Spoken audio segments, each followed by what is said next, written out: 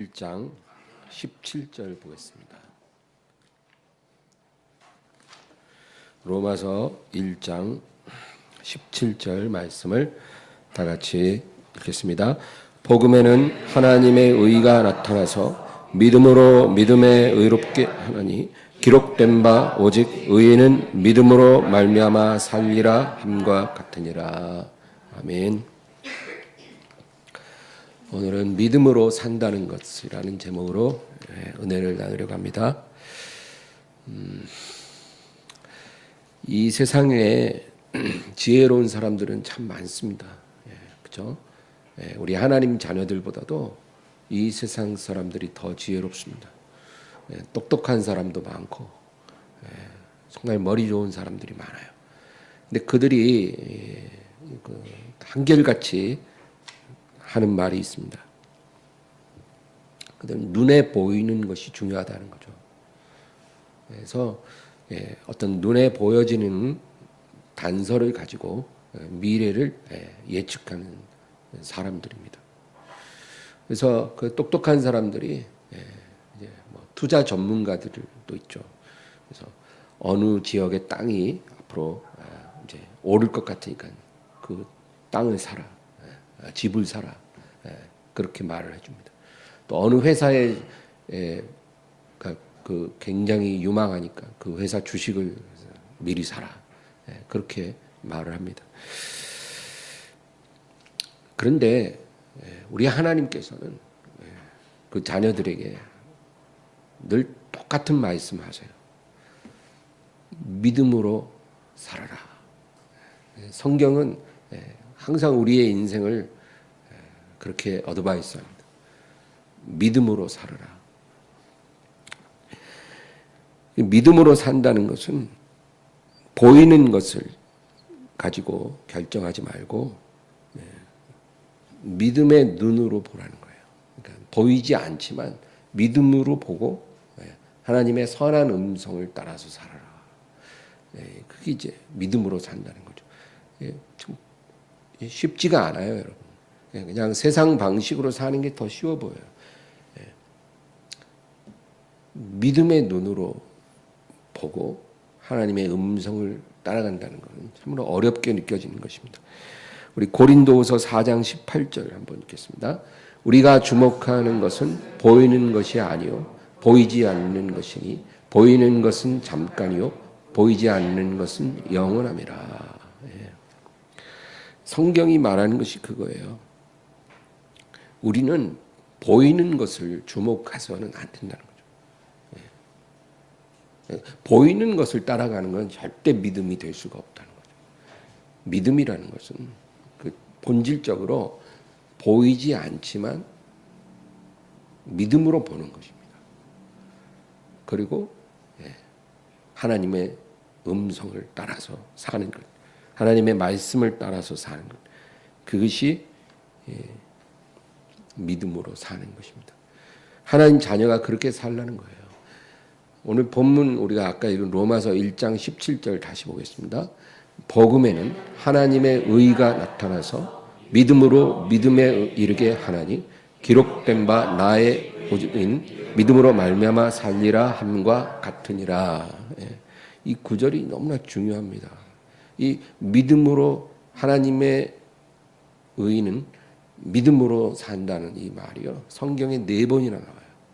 갈라디아서에서도 나오고 히브리서에도 나오고 또 구약성경 하박국에도 나옵니다. 너무나 중요한 말씀이에요. 특별히 이 로마서 1장 17절 참 중요합니다. 여기 뭐라 그러냐면 복음에는 하나님의 의가 나타난다는 말이죠. 그러니까 복음이 곧 여러분 하나님의 의를 의미합니다. 복음은 뭐냐? 하나님의 의예요. 그게 복음이에요. 우리 인간이 스스로 쌓아 올리는 그런 의가 아니고 하나님이 세우시는 의, 하나님이 우리에게 부여하는 의, 그것이 바로 복음이에요. 그래서 이 복음이 믿어지면 구원받는 거예요, 여러분. 복음이 안 믿어지고 그러면 구원 못 받아요. 하나님의 의가 믿어지면 그게 우리가 복음에 참여하는 것이고 구원받는 거예요. 그러면 그 하나님의 의가 뭐예요? 예수 그리스도죠. 그래서 그 같은 말이에요. 하나님의 의가 복음이고 복음이 예수 그리스도. 그것이 믿어지면 구원받는 거예요. 어렵지 않습니다. 그 다음에 믿음으로 믿음에 이르게 한다. 그렇게 말하잖아요. 이게 무슨 뜻일까요? 복음이 하나님의 의라는 건 이제 이해가 됐잖아요. 믿음으로 믿음에 이르게 한다. 이게 무슨 의미냐면 이 믿음이라는 것은요. 어느 한쪽이 일방적으로 이렇게 그것을 세울 수가 없다는 거예요. 나와 하나님 이 양방이 서로 역사를 해야 믿음이 성립된다. 그 말이에요. 그러니까 여러분 내가 믿고 싶다고 믿어지는 게 아닌 거예요. 특별히 복음을 믿는다는 것은 그런 거예요. 내가 믿고 싶다고 믿어지는 게 아닙니다. 믿고 싶어도 믿어지지 않아서 못 믿는 사람도 있죠. 근데 이 믿음으로 믿음에 이르게 한다는 건 뭐냐면 일단 내가 먼저 믿음으로 마음을 열어야 돼요. 내가 믿고자 하는 의지가 있어야 됩니다. 그게 절반입니다. 내가 먼저 믿고자 하는 의지를 가질 때 하나님이 믿음을 우리에게 부어주시는 거예요. 그래서 믿음으로 믿음에 이르는 거예요. 내가 먼저 믿음을 갖고자 의지를 가질 때 하나님도 나에게 믿음을 주십니다. 그래서 절대로 믿어질 수가 없는 게 믿어진다는 거예요. 그렇잖아요, 여러분. 이 복음이라는 게 그 인간의 이성으로는 믿어질 수 없는 거예요. 일단 뭐 하나님이 사람이 되는 것도 말이 안 되는 거죠. 어느 종교가 그런 종교가 있습니까? 그런 종교 없어요. 신은 신이고 인간은 인간이지 신이 인간이 되는 경우는 없어요. 그리고 근데 또 처녀의 몸에 잉태가 되고 그것도 못 믿는 사람 많아요. 그리고 하나님이 우리 죄를 위하여 자기 생명을 내어주셨다. 믿기 어려운 일들이에요. 부모의 사랑도 못 믿는 판에 하나님 사랑이 어떻게 믿어지냐고. 그리고 그걸 믿고 나서 내 삶을 하나님께 송두리째 바친다는 건 참 어려운 일이에요. 근데 저와 여러분 그게 다 되거든요. 이게 내가 원해서 믿어지는 게 아니에요. 하나님께서 믿음을 주셨다는 거죠. 근데 이 믿음이 그냥 아무에게나 주어지는 게 아니라 자기가 믿고자 하는 의지를 갖고 있어야 하나님이 그 믿음을 주신다고요. 그게 바로 믿음으로 믿음에 이른다 그 말이에요.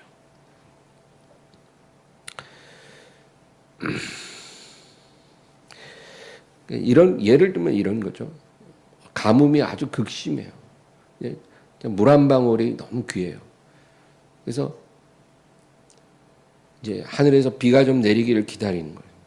근데 장독 뚜껑을 열어놓고 비를 기다리는 일이 먼저 일어나야 된다 그 말이에요.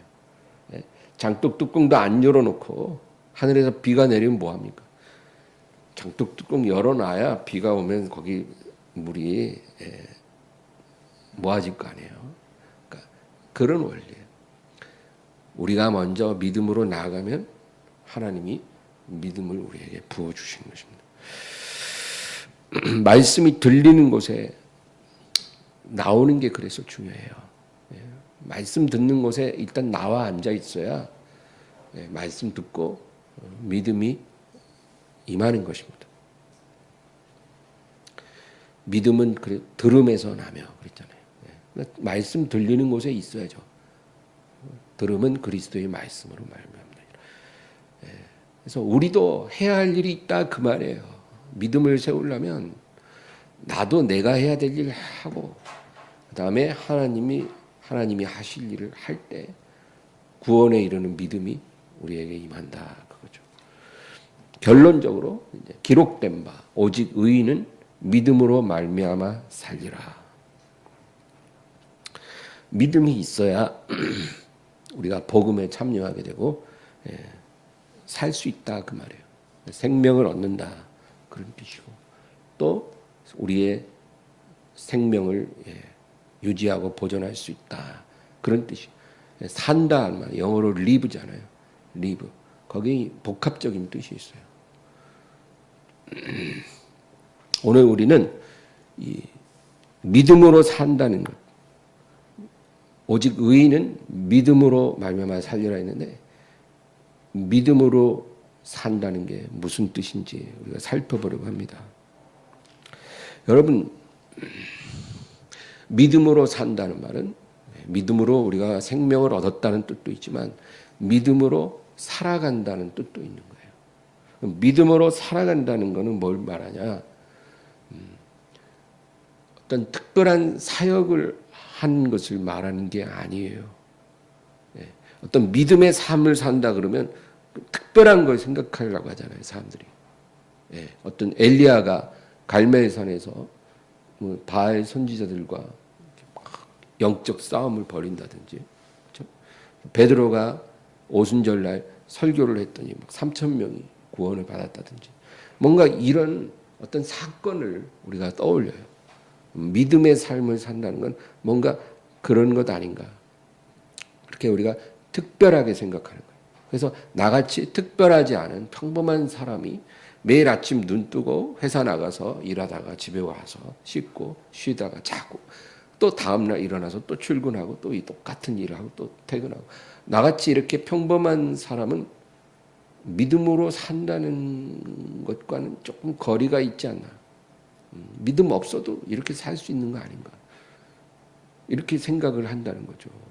그래서 뭔가 교회에 나와서 뭔가 하나님의 특별한 일을 해야 믿음으로 산다. 그렇게 생각을 하죠.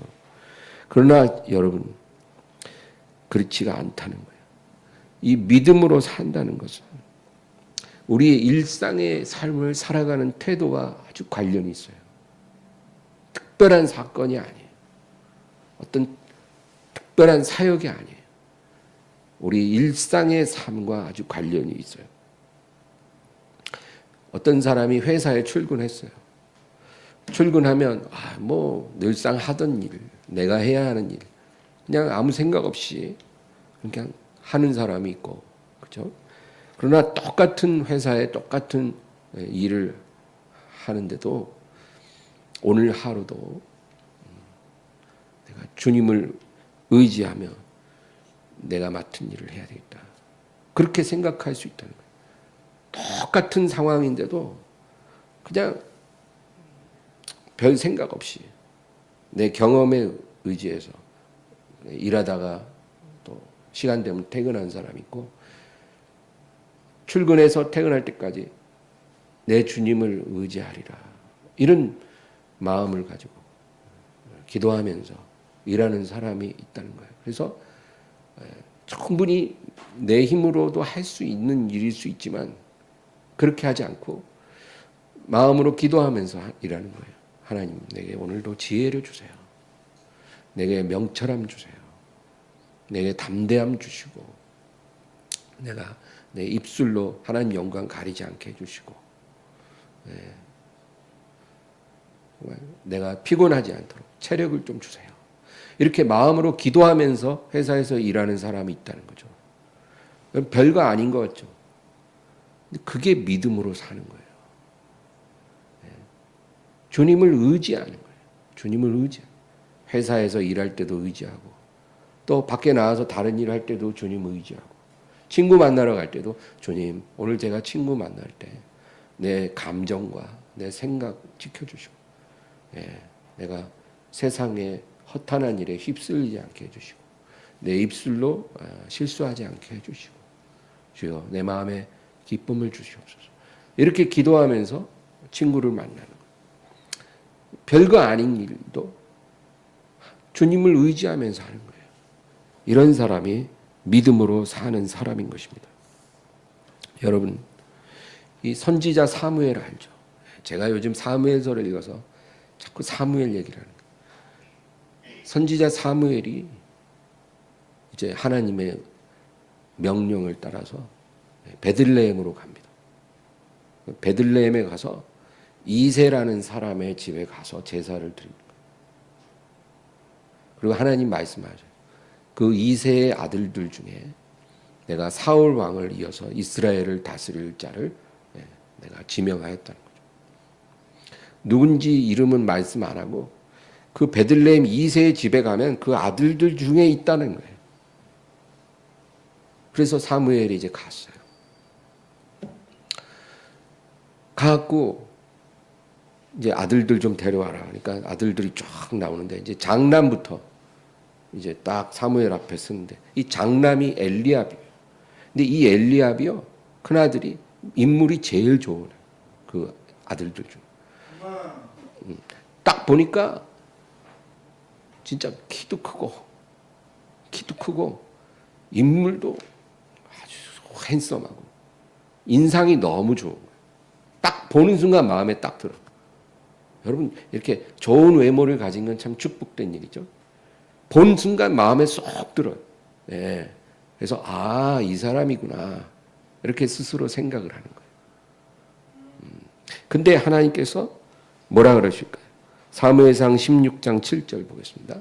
여호와께서 사무엘에게 이르시되 그 용과 키를 보지 말라. 내가 이미 그를 버렸노라. 내가 보는 것은 사람과 같지 아니하니 사람은 외모를 보거니와 나 여호와는 중심을 보느니라 하시니라. 내가 여기서 하나님이 뭐라 그래요?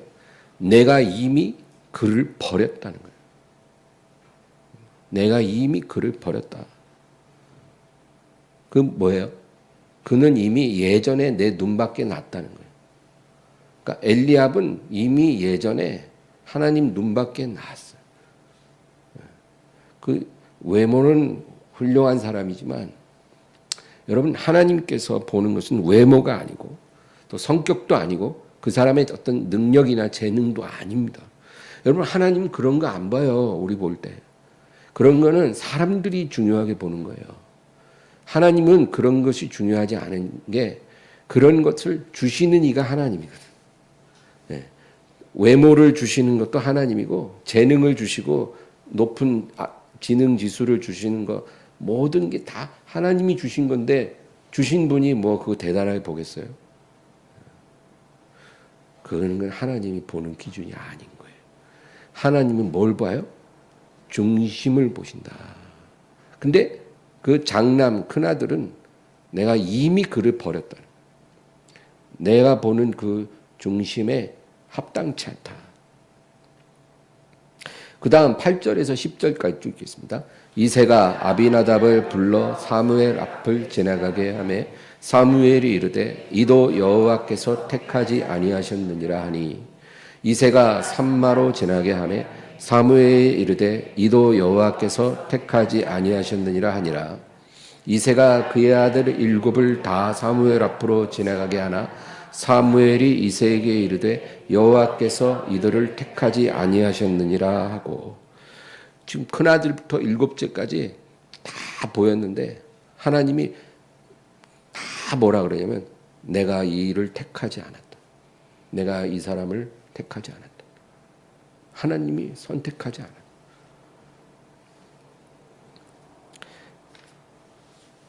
그리고 나서 네 아들이 다냐? 그러니까 아닙니다. 막내가 있는데 들에서 양들을 지키고 있습니다. 데려와라. 그래서 다윗을 딱 데려오는 순간 하나님께서 사무엘에게 바로 이 사람이 내가 택한 사람이다라는 거죠. 그러니까 이건 뭐예요? 다윗은 그 중심이 하나님 앞에 인정을 받았다. 그 말이에요. 그 중심이 뭘까요, 여러분? 그게 믿음이에요. 그게. 그러니까 하나님이 중심을 본다는 것은 그 사람의 믿음을 본다는 거죠. 그래서 다윗이 선택받았다는 거예요. 그러면 그 믿음이 뭘까? 하나님이 다윗의 믿음을 보셨는데 그 믿음이 뭐냐? 어떤 특별한 사역이 아니에요. 여러분 17살 소년이 무슨 특별한 사역할 일이 있겠어요. 그렇죠? 그 시골에 살면서 다윗은 그 집안의 막내니까 무슨 중요한 일을 할 기회도 없어요. 매일 아침에 눈 뜨면 일어나서 아버지 양떼 몰고 나가갖고 풀 뜯기고 그 다음에 물 있는 곳에 데려가서 물 마시우고 그러고 있다가 해질 때 되면 또 양떼 몰고 이렇게 들어와서 양 우리에 넣어놓고 그리고 또 밥 먹고 자고 그 다음날 또 눈 뜨면 일어나서 양떼 몰고 가서 똑같은 일 반복하는 거예요. 그 어린아이가 하는 일이.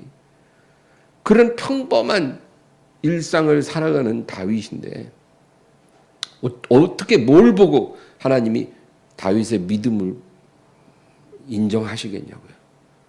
그러니까 믿음이라는 건 뭐냐면 어떤 특별한 게 아닌 거예요.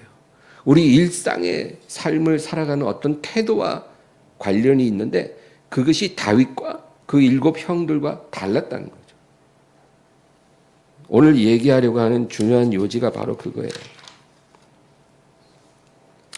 시편 23편 4절을 보겠습니다. 다 같이요. 내가 사망의 음침한 골짜기로 다닐지라도 해를 두려워하지 않을 것은 주께서 나와 함께 하심이라. 주의 지팡이와 막대기가 나를 안위하시나이다. 지금 이 고백이요, 다윗의 고백이에요. 이것은 자기가 그렇게 양치기 일을 하기 때문에 할 수 있는 고백이죠. 그러니까 이 다윗이 아버지의 양을 칠 때요, 그냥 형들처럼 아무 생각 없이 그냥 해야 하는 일이니까 그냥 하는 게 아닌 거예요. 다윗은 자기가 양떼들을 몰고 갈 때 항상 풀이 싱싱한 곳으로 양떼를 몰고 가고, 그죠?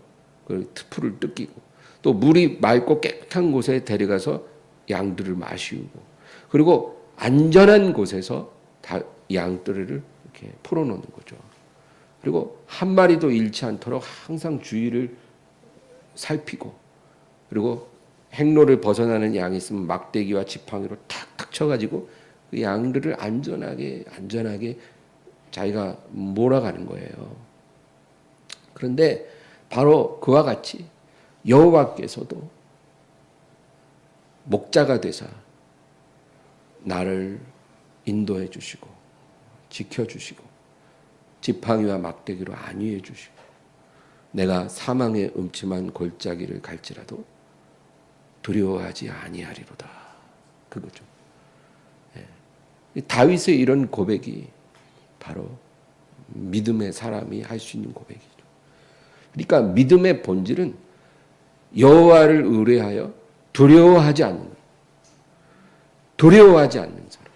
그냥 원래가 막 담력이 좋고 뭐 깡이 좋고 이게 아니고 여호와 하나님을 의뢰함으로 두려움이 없는 거예요. 이게 믿음이에요. 근데 다윗은 평범한 양떼를 몰 때도 이런 하나님을 의뢰하고 두려움 없이 행동을 한 거예요. 그러니까 하나님이 그걸 보고 다윗을 선택하셨다. 그겁니다. 여러분, 믿음으로 사는 거 어려운 일 아니죠. 어디 가서 할 수 있는 일이 아니에요. 교회 와야 하는 게 아니에요. 여러분 매일 아침에 출근하는 그 장소에서, 그곳에서 내가 늘상 하는 그 일을 할 때 여호와를 의뢰하고 하나님이 나를 지켜주시고 인도해 주시는 걸 믿고 하나님께 범사에 의지하고 영광 돌리고 그리고 두려움 없이 모든 일을 감당하는 거예요. 그게 믿음이에요. 그러니까 믿음 있는 사람은 담대한 거예요. 우리가 두려움에 눌린다는 것은 믿음이 없는 거예요.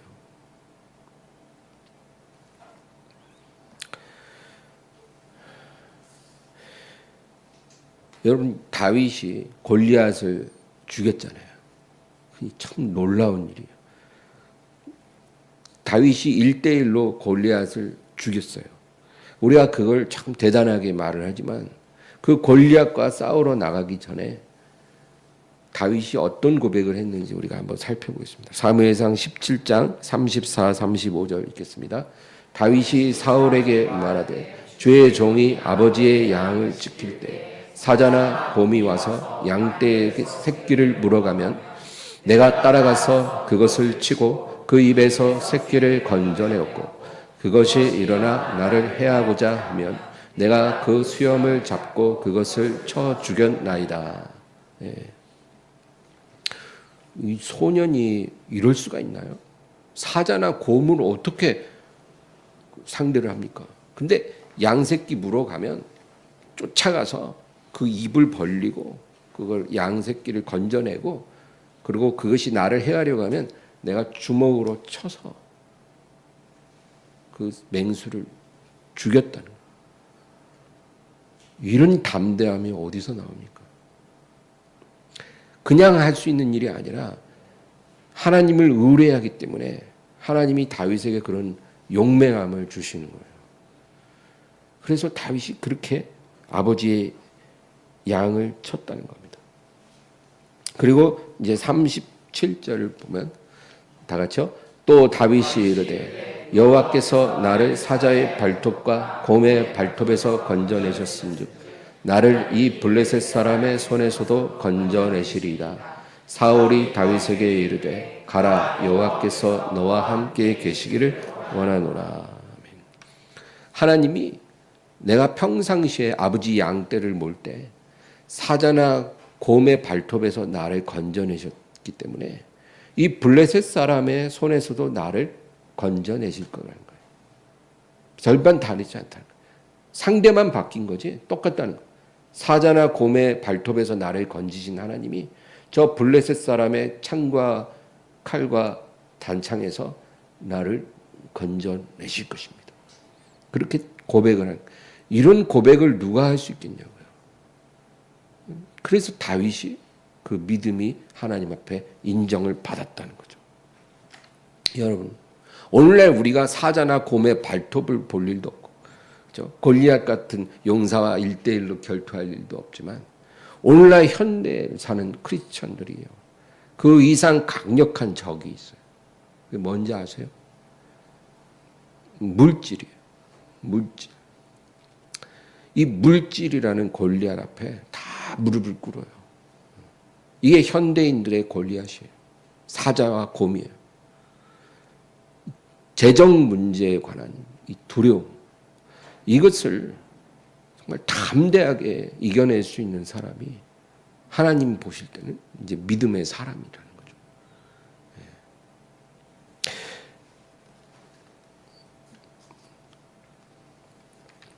그래서 제가 이 크리스찬의 재정 문제를 대하는 법에 대해서 이야기를 해보려고 합니다.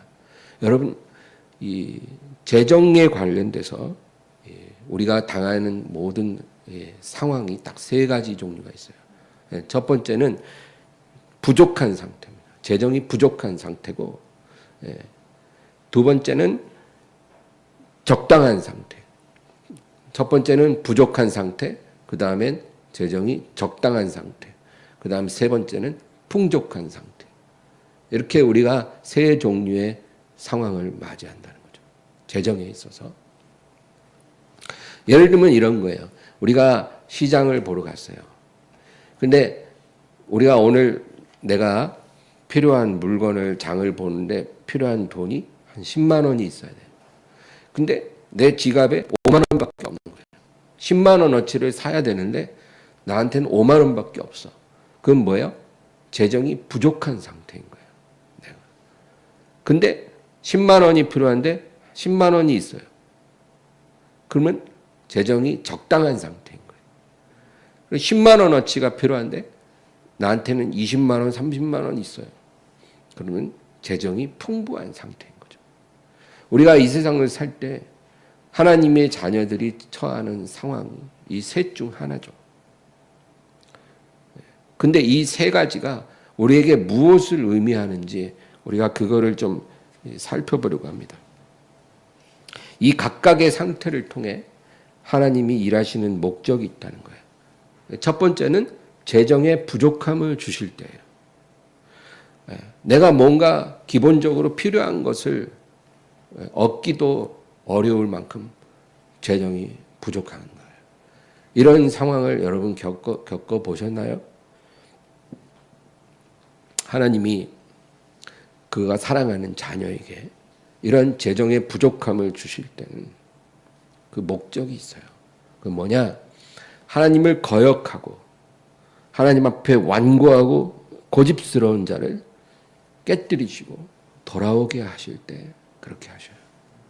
그러니까 재정이 부족한 상태는요, 그거는 결코 하나님이 기뻐하고 원하시는 상태는 아니에요. 예, 가난이 미덕이다. 그건 틀린 말이에요. 그거는 성경적이지도 않아요. 재정이 부족한 것은 하나님이 기뻐하지 않아요.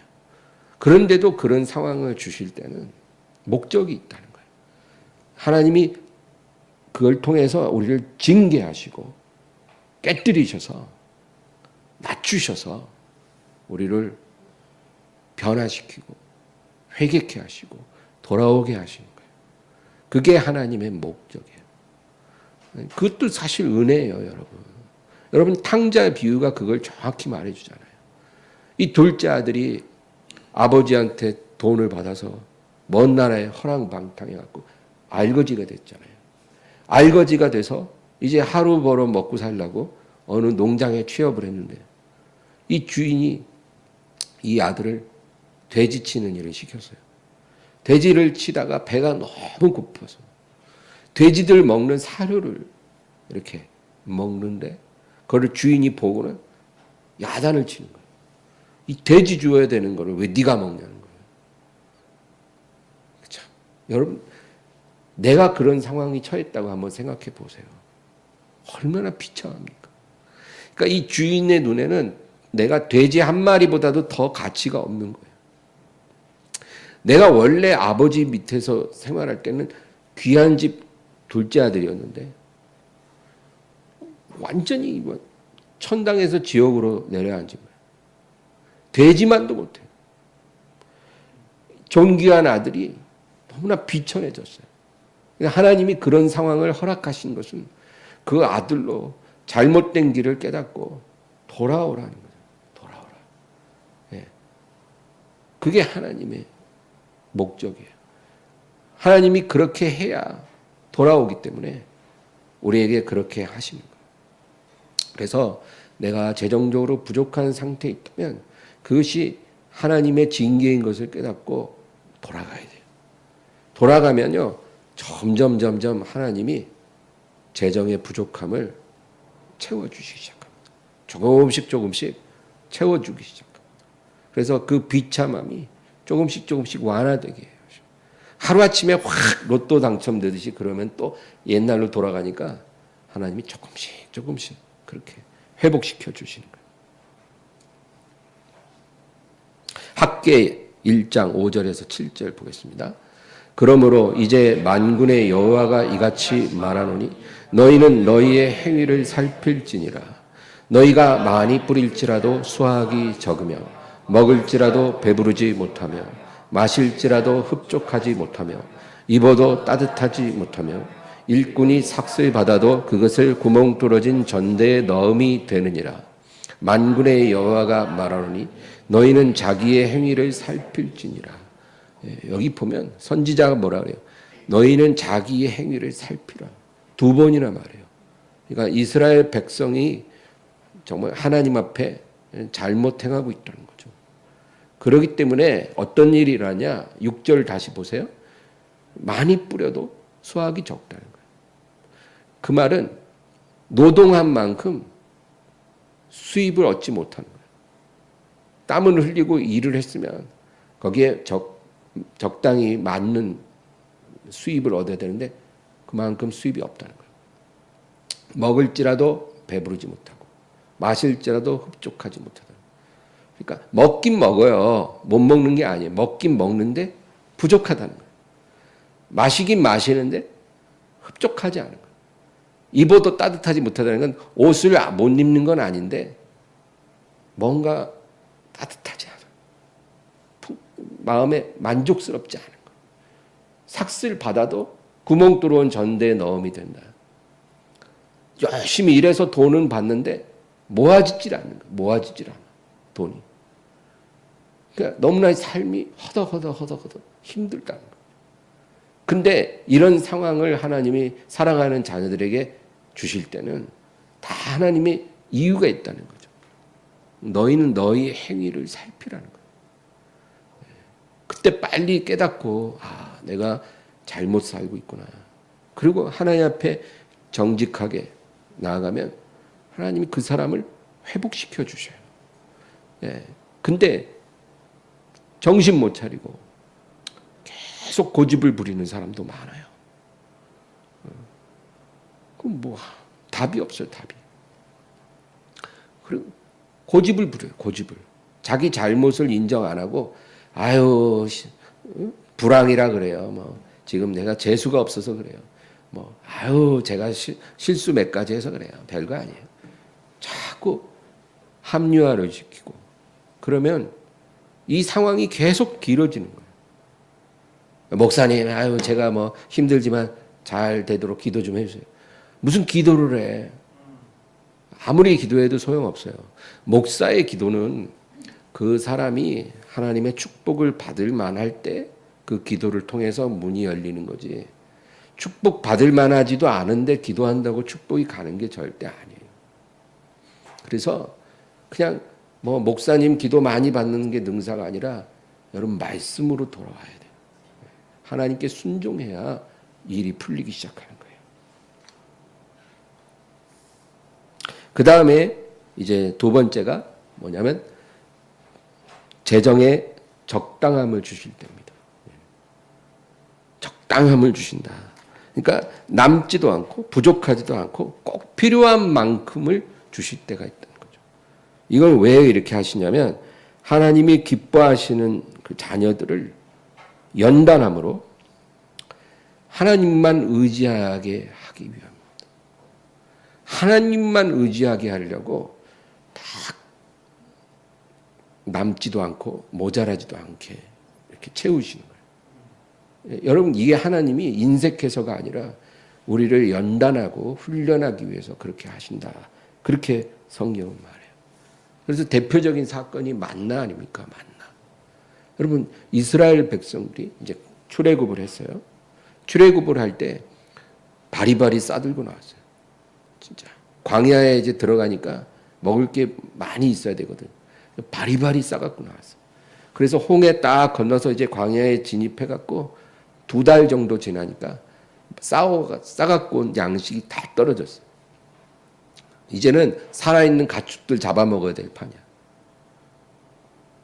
그때 하나님께서 만나를 내려주기 시작하는 거예요. 그때부터. 매일 아침에 나가면 진 밖에 하얀 알맹이들이 이렇게 내리는데 그게 하나님이 내리는 만나예요. 근데 신기한 거는 이 만나는 딱 하루만 지나면 상해서 먹을 수가 없어. 그러니까 이거는 비축이 안 된다는 거예요. 비축이. 막 이렇게 쌓아놓으면 좋은데 그게 안 돼. 매일 아침 그날 먹을 것만 갖고 와야 돼요. 매일 아침. 하루밖에 못 가니까. 이거를 40년을 해요. 40년. 근데 한 번도 만나가 내리지 않은 적이 없다는 거예요. 왜 이렇게 하실 수 있을까요? 하나님도 괴로워요. 매일 아침 이렇게 내려주려면. 네? 여러분 화초에 물 주는 것도 일주일에 한 번씩 주고 그래야지 매일 줘야 되면 얼마나 번거로워요. 하나님도 번거롭잖아요. 매일 내리는 게. 근데 왜 그렇게 하셨을까요? 일부러 그렇게 하신 거예요. 일부러. 네? 믿음으로 사는 법을 하나님만 바라보고 사는 법을 배우라는 거예요. 네? 인간의 잔꾀 버리고 하나님만 바라보면 하나님이 너희를 먹이신다. 그거를 교훈하시기 위해서 그렇게 하셨다는 거예요. 근데 놀라운 거는 이제 이스라엘이 40년 광야 생활하고 요단강 건너서 가나안 땅에 들어가서 이제 그 땅을 차지하고 거기서 이제 농사를 지어요. 첫 해 농사를 짓고 그 첫 수확 작물을 먹기 시작한 날부터 만나가 딱 끊어졌다는 거예요. 이제 이 재정에 적당함을 주시는 그 연단의 시간이 종료되고 이제는 너희가 열심히 농사 지은 만큼 풍성하게 얻어서 창고에다 저장도 하고 나눠도 주고 막 그렇게 풍성하게 살아라는 거예요. 그러나 그 40년이 바로 하나님의 연단의 시간이었다.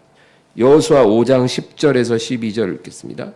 또 이스라엘 자손들이 친척고 그달 14일 저녁에는 여리고 평지에서 유월절을 지켰으며 유월절 이튿날에 그 땅의 소산물을 먹되 그날에 무교병과 볶은 곡식을 먹었더라. 또 그 땅의 소산물을 먹은 다음 날에 만나가 그쳤으니 이스라엘 사람들이 다시는 만나를 얻지 못하였고 그 해에 가나안 땅의 소출을 먹었더라. 여러분, 이렇게 하나님은 정확하신 거예요.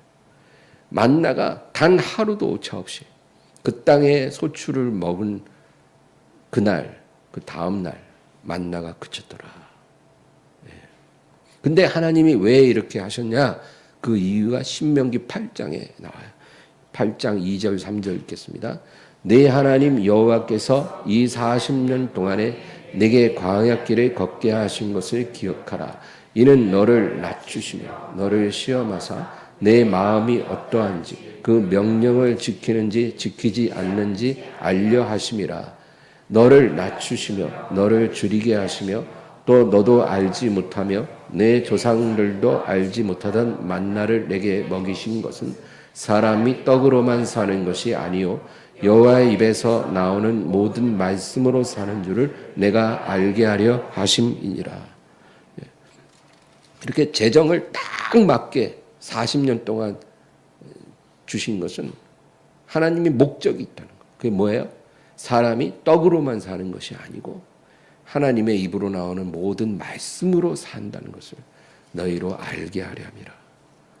그러니까 믿음으로 산다. 하나님의 말씀으로 우리가 산다 이 말은 믿음으로 산다 그 말이에요. 사람은 보이는 떡으로 사는 게 아니라는 거예요. 믿음으로 살아야 된다. 하나님의 자녀는 그래야 한다는 거예요. 그러니까 아무리 창고에 재물이 많고 양식이 많아도 그 보이는 재물과 양식 의지하지 말고 믿음으로 살아라는 거예요. 그게 풍족할 때는 참 안 돼요. 눈에 보이니까. 그러나 딱 적당하게 채워주실 때 우리가 그걸 배울 수 있다 이 말이에요. 그러니까 여러분, 아유 좀 많이 좀 주지. 이렇게 딱 필요한 만큼만 더하지도 않고 덜하지도 않고 남지도 않고 모자라지도 않게 이렇게 주시냐? 하나님이 그렇게 주실 때가 있는 거예요. 하나님의 은혜인 거예요. 이렇게 연단의 시간을 잘 통과하고 믿음으로 사는 법을 배우게 되면 이제 마지막 단계가 있어요. 세 번째 뭐예요? 재정의 풍부함을 주실 때.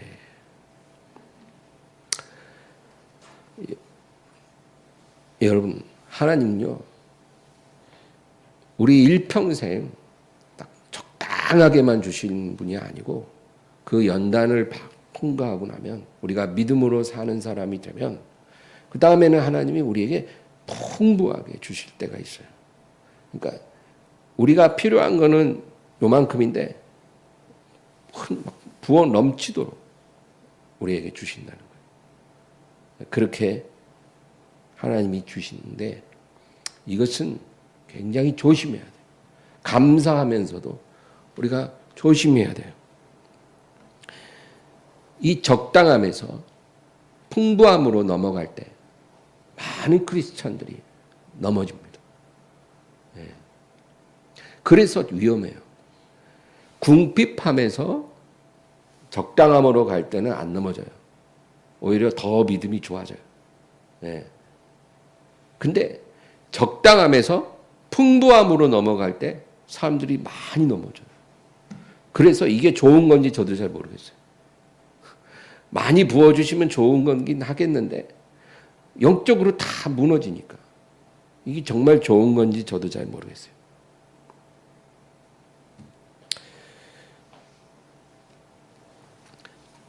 적당하게 주실 때 하나님만 의뢰하는 사람들이 풍부하게 주시면 하나님을 보지 않고 눈에 보이는 재물을 바라봅니다.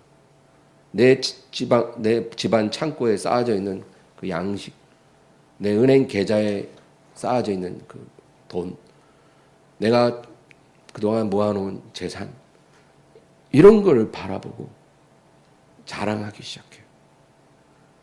입술로는 하나님을 공경하지만 마음은 이제 하나님만 의뢰하는 마음이 아니라 내가 갖고 있는 것, 내 눈에 보여지는 것들을 의뢰하기 시작해요. 여러분, 이렇게 되면 이제 추락하는 일이 나쁜 거예요. 하나님께서 우리를 정확히 아시거든요. 그래서 무너집니다. 영적인 파산이 오고 그 다음에 재정의 파산도 와요. 그리고 어떨 때는 하나님이 그 사람의 생명을 걷어가기도 하십니다. 누가복음 12장 16절에서 21절 읽겠습니다.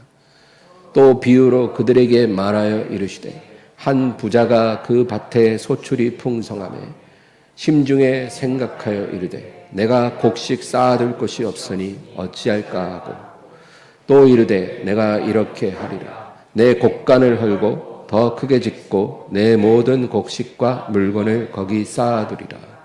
또 내가 내 영혼에게 이르되 영혼아 여러 해 쓸 물건을 많이 쌓아두었으니 평안히 쉬고 먹고 마시고 즐거워하자 하리라 하되 하나님은 이르시되 어리석은 자야 오늘 밤에 내 영혼을 도로 찾으리니 그러면 내 준비한 것이 누구의 것이 되겠느냐 하셨으니 자기를 위하여 재물을 쌓아두고 하나님께 대하여 부여하지 못한 자가 이와 같으니라.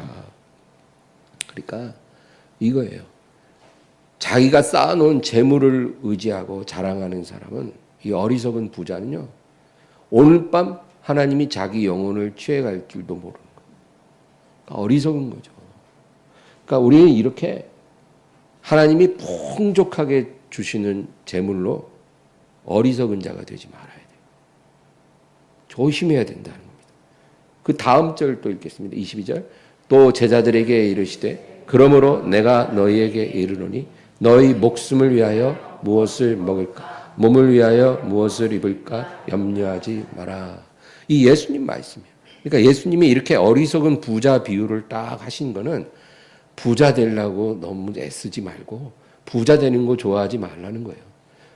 재정이 풍족하게 되는 거 너무 그렇게 사모하지 말라는 거예요. 그러다가 이렇게 어리석은 부잣장 나는 거예요. 그러니까 너희는 뭐라 그래요? 너희 목숨을 위하여 무엇을 먹을까, 무엇을 입을까 염려하지 말라는 거예요. 예, 하나님만 의뢰하라는 거예요. 예, 그러니까 차라리 적당하게 주시고 우리 마음이 하나님만 향하고 사는 게 더 축복이다 그 말이에요. 예.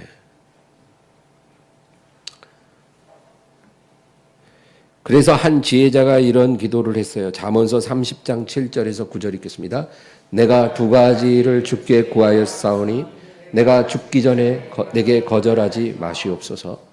곧 헛된 것과 거짓말을 내게서 멀리 하옵시며 나를 가난하게도 마옵시고 부하게도 마옵시고 오직 필요한 양식으로 나를 먹이시옵소서.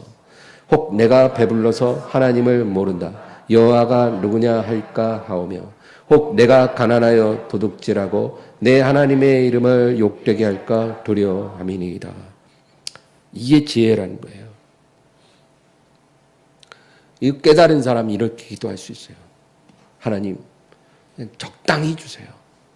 내가 부유해져서, 풍족해져서, 풍부해져서 하나님을 모른다 할까 두렵고, 또 내가 너무 가난하고 궁핍해져서 도둑질하면서 하나님의 이름을 욕되게 할까 두려우니, 하나님, 내가 사는 날 동안 필요한 만큼 적당히 주세요. 이렇게 기도할 수 있어야 된다는 거죠. 우리가 이렇게 기도를 안 해도 하나님이 우리의 안전을 위해서 우리에게 이렇게 적당히 주시는 것입니다. 그러나 만약에 우리의 인생에 하나님이 흘러 넘치도록 풍부하게 주셨다면 여러분, 내가 혹시 믿음에서 떠날까 조심하시기 바랍니다. 어리석은 부자같이 될까 두려워하시길 바라요. 오늘 결론은 믿음으로 살자는 거예요. 믿음으로 살자. 특히 재정 문제에서 두려워하지 말자는 거예요. 두려워하는 것은 믿음이 아니에요. 하나님을 신뢰하라는 거예요. 오늘 예수님도 그런 말씀 하셨잖아요. 무엇을 먹을까? 무엇을 마실까? 무엇을 입을까? 염려하지 말라. 너희 아버지께서 이런 것들을 너희에게 있어야 될 걸 다 하신다. 그러니까 조금도 재정 문제로 염려하거나 두려워하지 말고 미래에 대해서 근심하지 말고 하나님만 바라보고 의뢰하라는 거예요. 믿음으로 살라는 거예요. 하루하루 내가 해야 될 그 일을 내가 있는 그 자리에서 주님 도와주세요. 주님만 의지합니다. 이렇게 열심히 살라는 거예요. 그러면 하나님이 딱 보시고 우리 믿음의 가장 안전한 축복을 주실 거예요. 적당함도 주시고 또 때로는 어떤 목적이 있다면 풍족함도 주시겠죠. 풍족함을 주실 때는 그 목적이 뭔지를 우리가 잘 분별을 해야 되고, 그러나 또 하나님은 믿음으로 사는 사람에게 궁핍함 주지 않는다는 거 기억하세요. 내가 이제까지 그런 경험을 좀 했다면 내가 잘못 가고 있으니까 하나님이 나를 깨우치기 위해서 그렇게 하신 거지, 그게 본심이 아니죠. 하나님은 우리의 일평생 물질에 있어서는 적당히 주시든지 풍족히 주시든지 하시고 우리로 하여금 두려워하지 말라고 말씀하십니다. 이 믿음으로 살기를 주의 이름으로 축원합니다. 하나님 아버지, 오늘도 기도합니다. 주여, 오직 의인은 믿음으로 말미암아 살리라. 주여, 믿음으로 살게 하옵소서. 두려워하지 말게 하옵소서. 다윗이 담대한 믿음으로 하나님의 선택을 받은 것처럼 우리도 우리의 일상 속에서 다윗처럼 믿음으로 살아 하나님 앞에 인정받고 선택받는 귀한 복된 존귀한 인생이 되게 하여 주시옵소서. 예수님의 이름으로 기도합니다.